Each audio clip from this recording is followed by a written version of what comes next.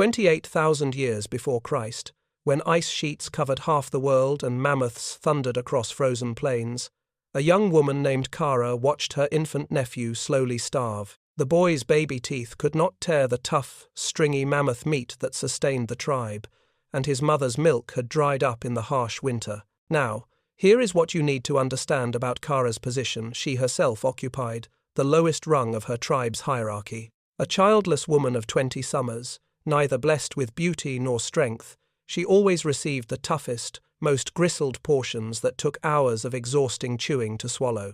The tribe followed what they called the tradition of tooth and claw, where your place at the carcass determined your worth. The mighty hunter Grok, who could tear raw flesh with his powerful jaws, ruled through his control of food distribution. The shamans preached that consuming raw blood maintained the sacred connection between human and prey, that cooking was the way of weakness practiced by no other creature under the sky. But Kara noticed what others ignored. She saw how the elders' worn teeth left them hungry, how children grew slowly on their meager portions, how the tribe spent from dawn to midday just chewing yesterday's kill. So here is what happened during the moon of falling leaves. Kara dared to suggest warming meat on the hot rocks near the volcano spirit's breath holes. For this blasphemy against the natural order, Chief Torgun banished her into the coming blizzard with only a day's raw meat and a flint knife. Think about that for a moment. One suggestion, one attempt to help her starving nephew, and she was cast out to die in the snow. As the blizzard began, Kara stumbled through the valley of the shadow rocks, where every cave already sheltered bears, or worse. Exhausted and freezing, her fingers going numb, she discovered a hollow where lightning had struck an ancient oak. Its roots were still, smouldering underground, creating this mysterious dancing orange glow that both terrified and mesmerized her. She had seen lightning fires before. Of course everyone had, but always from a distance, always with the tribe's warnings ringing in her ears about the danger of the sky spirit's anger. Desperate for warmth, she huddled near these strange flames, clutching her portion of stringy elk haunch. Her body was shaking so violently she could barely hold onto the meat. When her trembling hands dropped the meat directly into the flames, she scrambled to retrieve it, burning her fingers but pulling out something completely transformed. The flesh had turned brown, releasing a smell that made her mouth water in a way raw meat never had. Now, we need to talk about that first bite, because it changed everything. The meat was tender, actually tender, not the tough, chewy texture she had known her entire life. It was juicy, flavored with something she had no words to describe. Instead of hours of chewing until her jaw ached and her temples throbbed, she could swallow easily. She felt warmth spread through her belly, not just from the hot food, but from something deeper, something that felt like her body was finally getting what it had always needed. She spent 3 days in that hollow, experimenting. Different distances from the flame produced different results. Meat too close became black and bitter. Meat too far away stayed raw. But there was this perfect distance where the flesh transformed into something divine. She tried different timing, quick exposure versus slow cooking. She even added some of the bitter roots and aromatics she had gathered for medicine, and discovered they created flavors that made her weep with joy. Think about what was happening in her mind during those 3 days. This was not just about better-tasting food. Kara was conducting humanity's first scientific experiments. She was testing variables, noting results, adjusting her methods. With no language for concepts like temperature or time management, she was still grasping toward those ideas, developing an intuitive understanding of principles that would not be formally described for another 28,000 years. On the 3rd day, something else happened. Kara realized she had more energy than she had ever experienced in her life. She was not spending half her day chewing. Her digestion felt easier. Her mind felt clearer, sharper, able to think through problems in ways that had been impossible when she was constantly exhausted from the effort of eating. She could feel her body changing, adapting, thriving on this new kind of food. But she also understood the danger. If she returned with this knowledge, she would be challenging everything the tribe believed about the natural order. Grok would see it as a threat to his power. The shamans would call it blasphemy. Many would fear her as demon-possessed. Yet her nephew was still starving, and probably already dead. The elders were still struggling. Children were still dying when food became scarce. She made her decision. Kara carefully selected a branch that burned slowly and steadily, wrapped chunks of golden-brown cooked meat in large leaves, and began the journey back to her tribe. She walked through the night, protecting her burning branch from wind and snow, rehearsing in her mind how she would demonstrate this discovery. She knew she had one chance to prove that this violation of tradition was actually a gift that could save lives. As she crested the final hill overlooking her tribe's camp just after dawn, Kara could see the morning fires, small, controlled flames used only for warmth, never for food. She could see people already beginning the long, tedious process of chewing their breakfast, jaws working methodically on raw meat. She could see her sister, the mother of the starving infant, sitting apart from the others, hollow-eyed with grief. Kara raised her burning branch high above her head and walked down the hill toward everything she had ever known, carrying fire in one hand and cooked meat in the other, about to start a revolution that would transform the human species forever.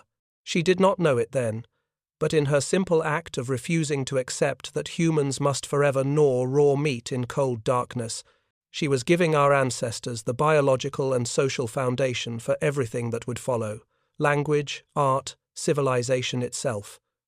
The tribe saw her coming. Some pointed, some gasped, and as the wind shifted, carrying the impossible aroma of cooked meat down into the camp, everything changed. When Kara returned to the tribe carrying a burning branch and chunks of golden brown meat, half the tribe fled in terror, while the other half stood transfixed by the impossible smell. Now, you have to understand what fire meant to these people. They had seen it destroy forests, consume animals, turn everything it touched to ash. Fire was a force of the gods, not something a human should carry in their bare hands. Grok immediately declared her possessed by evil spirits. He stood at the center of the camp, his massive frame blocking her path, roaring that she had violated the sacred covenant between humans and prey. The shamans gathered behind him, chanting prayers of protection, warning that the flames would spread and devour them all. The ancient shaman Mogath, who had guided the tribe for 40 winters, proclaimed that anyone who ate fire-touched meat would lose their humanity and become something twisted and cursed. But then something happened that nobody expected. Little Philip, the chief's dying grandson who had not eaten in 3 days, crawled toward the scent. His mother tried to hold him back, but the boy was drawn by instinct toward that aroma. He seized a chunk of the tender meat from Kara's bundle and devoured it with desperate hunger, grease running down his chin, making sounds of pleasure that shocked the watching tribe. Here was a child who had been unable to eat anything for days, suddenly eating as though he had never known food before. The tribe waited, expecting Philip to convulse, to foam at the mouth, to show the signs of demonic possession the shamans had promised. Instead, the boy asked for more, and that night, instead of growing weaker, Philip's strength began returning. Color flooded back into his pale cheeks. By morning, he was sitting up, laughing, playing with the other children. Everything shifted in that moment. The tribe split into 2 camps that night. The fire-fearers, led by Grok and Mogath, insisted cooking destroyed the meat's life force and would curse them all. They gathered at the far end of the camp, maintaining the old ways, proclaiming their purity. The curious ones, mostly women and elders who struggled with tough meat, gathered secretly around Kara as she taught them the mysteries of temperature and timing. So here is what Kara showed them. She demonstrated how different woods created different flavors. Oak for strength and depth, apple for sweetness and light, pine for sharpness that made your mouth tingle. She showed them how meat placed on hot stones rather than in direct flame stayed juicier, how the fat would render and baste the flesh as it cooked. She taught them about wrapping food in wet leaves, creating this steamy environment that made meat so tender it would fall apart at the slightest touch. The women became obsessed. They experimented with every plant, every root, every herb they had previously used for medicine. Bitter leaves that were poisonous, raw, became sweet when heated. Tough roots that would break your teeth became soft and creamy. Kara established the first cooking lessons, passing knowledge from person to person, creating a web of shared understanding that bound the curious ones together more tightly than blood ties ever had. But the conflict kept escalating.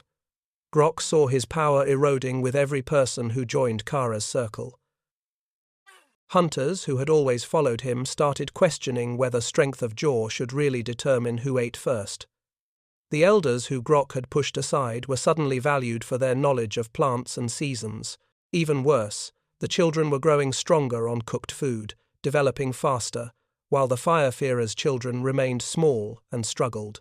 The explosion came during the Feast of First Snow, when Kara did something audacious. She challenged Grok to the trial by flame. Each would eat only their chosen food for one full moon cycle, and whoever remained strongest would determine the tribe's future. Think about the courage that took. Here was a woman who had been banished, nearly died, and was still considered an outcast by half the tribe, challenging the most powerful warrior to a contest of endurance. Grok, confident in his powerful jaws and pure ways, accepted immediately.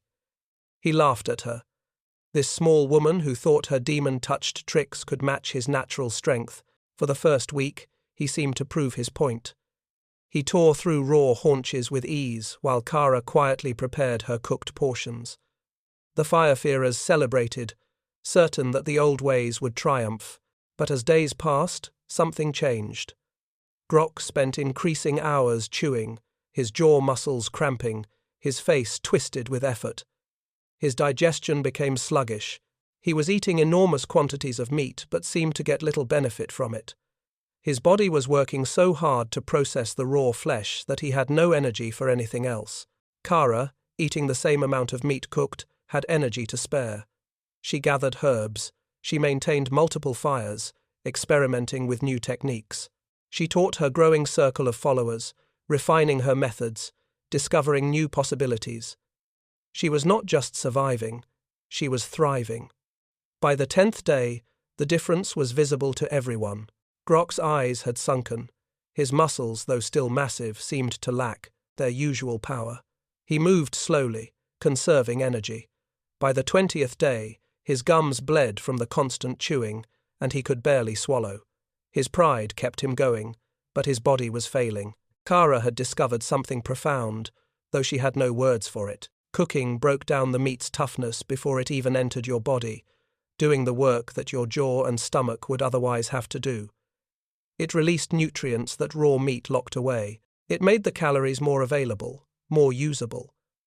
A person eating cooked food could extract twice as much energy from the same amount of meat as someone eating it raw.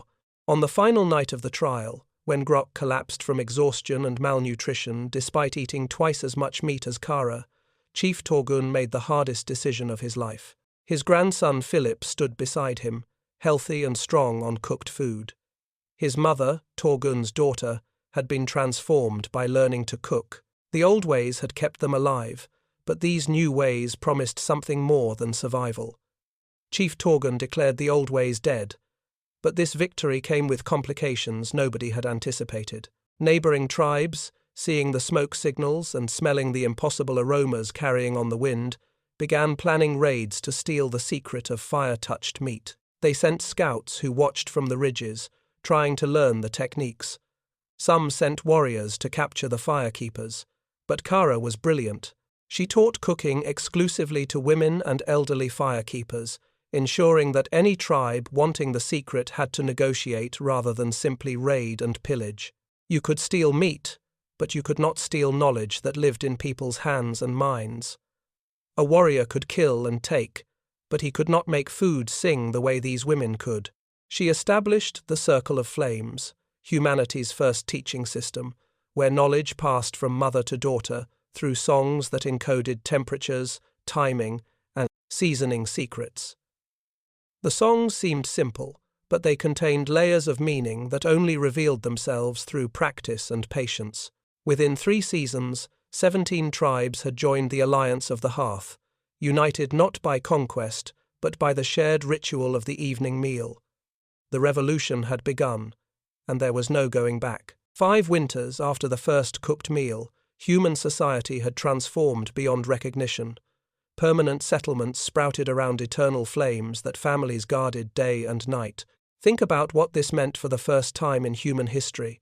People were staying in one place, not following the herds, not moving with the seasons, actually building homes around fires that could never be allowed to die. The role of firekeeper became humanity's first specialized profession. Young women trained for years to understand the moods of flame, the languages of smoke, the precise moment when meat sang its readiness. They learned which woods burned hot and which burned long. They discovered that green wood created smoke that could preserve meat for seasons. They found that certain herbs thrown into flames could drive away insects or mask the smell of a camp from predators. Kara, now called the first mother of fire, established the sacred laws of the hearth. Flames must never be hoarded by one family. Cooking knowledge must flow freely among allied tribes, and no child or elder should go hungry while others feast. These were not just practical rules, they were humanity's first ethical system, our first attempt to create fairness through shared resources rather than brute strength. But here is what nobody anticipated. The revolution went far deeper than simply making food taste better. With less time needed for chewing 2 hours daily instead of 6, humans discovered something unprecedented: leisure. For the first time in our species' existence, there were hours in the day not devoted to the desperate struggle for survival. So what did people do with this extra time? They sat around the cooking fires and began experimenting. They made marks on stone that would become art. They created rhythmic sounds that would become music. They developed complex mouth sounds that would become sophisticated language. The cooking fire became the world's first university, the first theatre, the first concert hall. Grandmothers who previously died when their teeth wore down now lived decades longer on soft cooked foods. And here is what that meant for the tribe. These women became living libraries of knowledge. They taught the young about seasonal patterns, about which plants healed and which poisoned, about the stories of ancestors going back generations. Cooking had accidentally invented the concept of elders as teachers rather than burdens. The changes in daily life were profound. Children who had spent their early years struggling to chew tough meat now had energy to play, to explore, to learn. They developed differently than their parents had. Their brains grew faster and larger. Their bodies allocated energy to thinking rather than just digesting. Within a few generations, you could actually see the difference. Children of the cooking tribes were taller, their eyes brighter, their movements quicker. Now we need to talk about how cooking created humanity's first economy. Different tribes began specializing in different techniques, developing expertise that gave them something valuable to trade. The river people discovered that wrapping fish in clay and burying it in coals created delicate, flaky flesh that melted on your tongue. They became the masters of fish, their techniques sought after by tribes who lived nowhere near water. The mountain tribes learned that smoking meat over pine could preserve it for entire seasons. They built elaborate smoking houses, developing methods that could keep meat edible through the longest winters.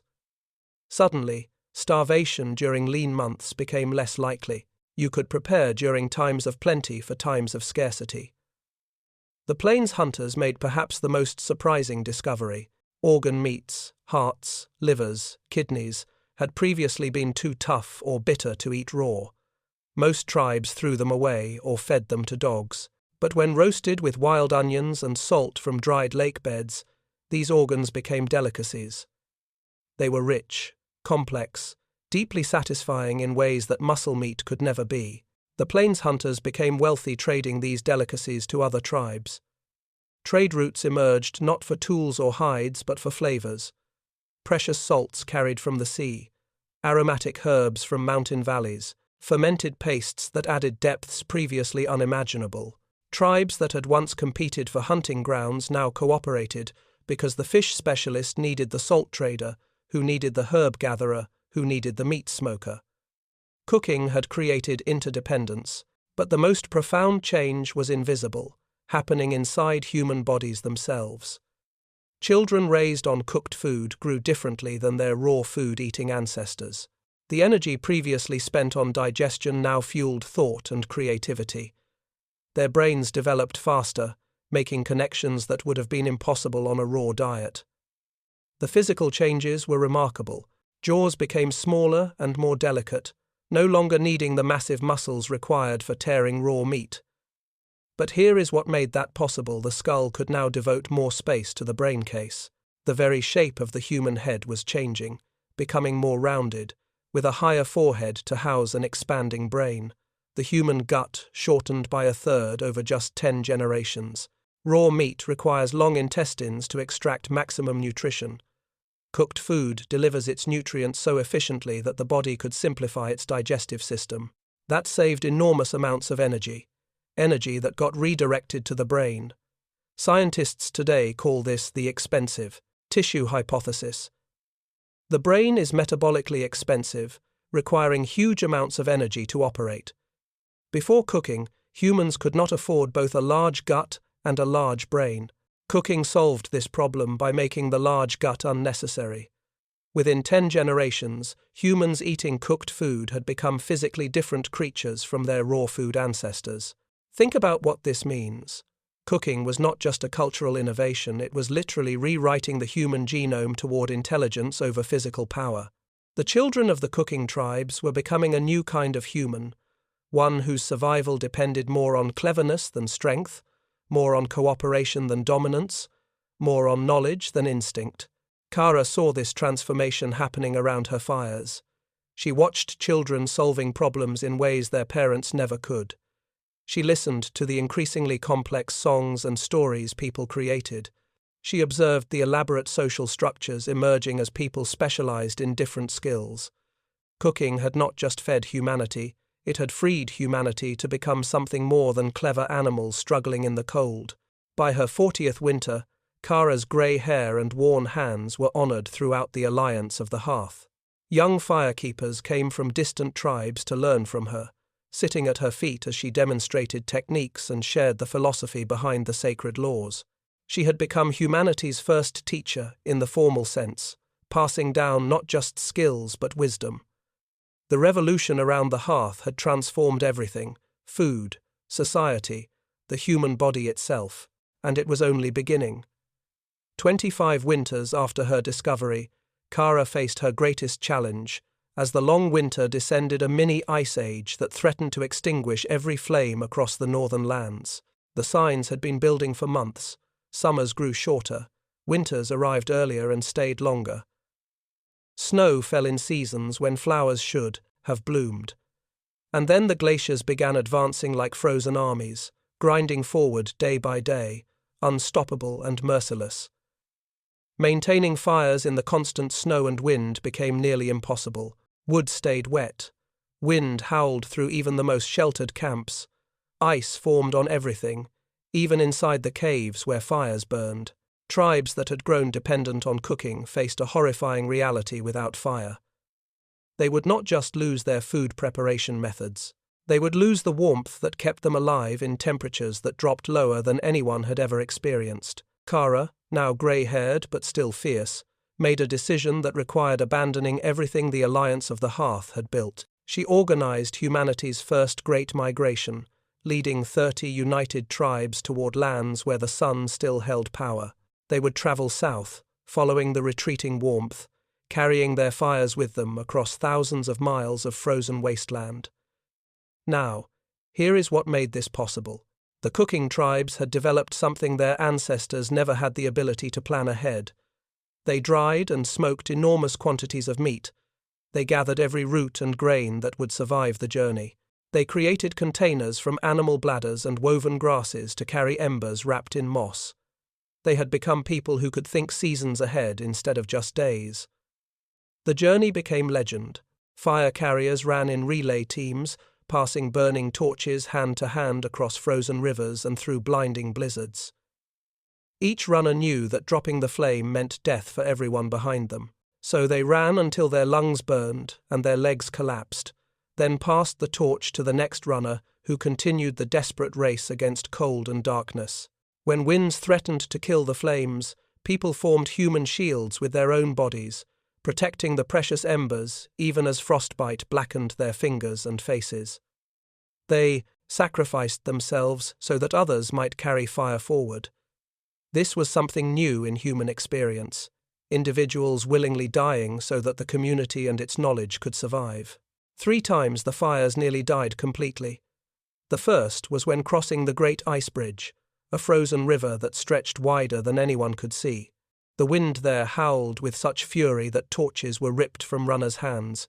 People lay down in chains, creating a tunnel of bodies through which the last burning brand could be passed from person to person, protected by the mass of humanity itself.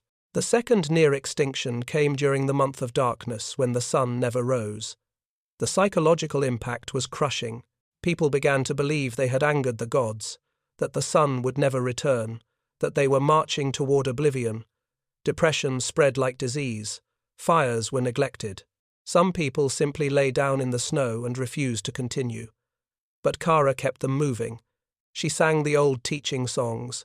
She reminded them of why they had survived when other tribes had perished. She told stories of Philip, now a grown man with children of his own, who had been saved by that first cooked meal. She embodied hope when hope seemed absurd. The final crisis came during Kara's last stand. A cave bear, driven mad by hunger and the endless winter, attacked the children carrying the fire gourds.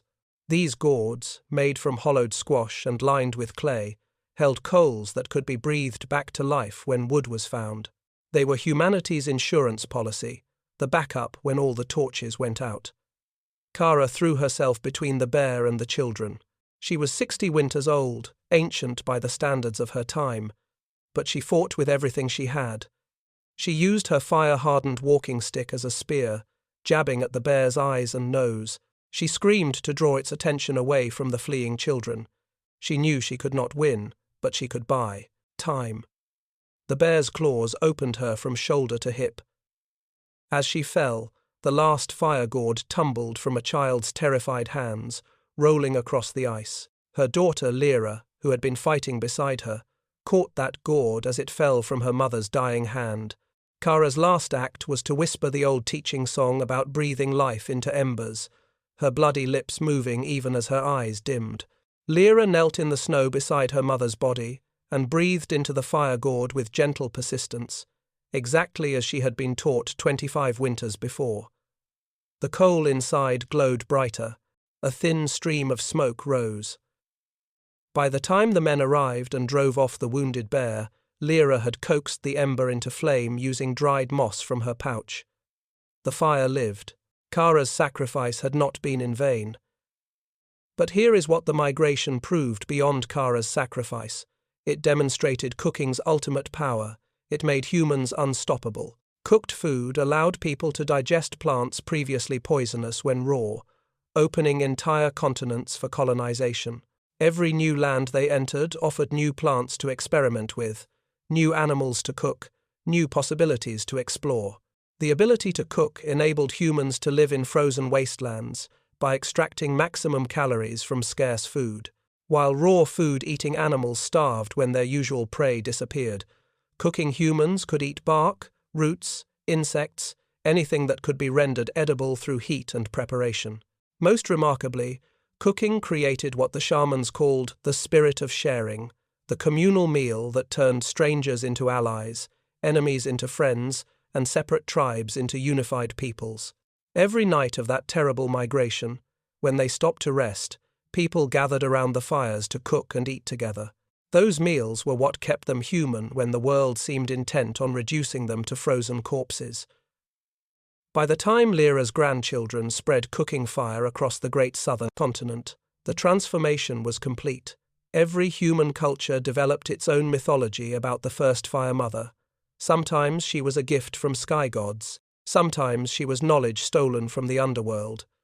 Sometimes she was a trickster, sometimes a martyr, sometimes a wise woman. But every culture honored that first woman who dared question why humans alone among all creatures feared the dance of flames. The cooking fire became humanity's first universal symbol, representing not just food, but home, family, safety, and civilization itself.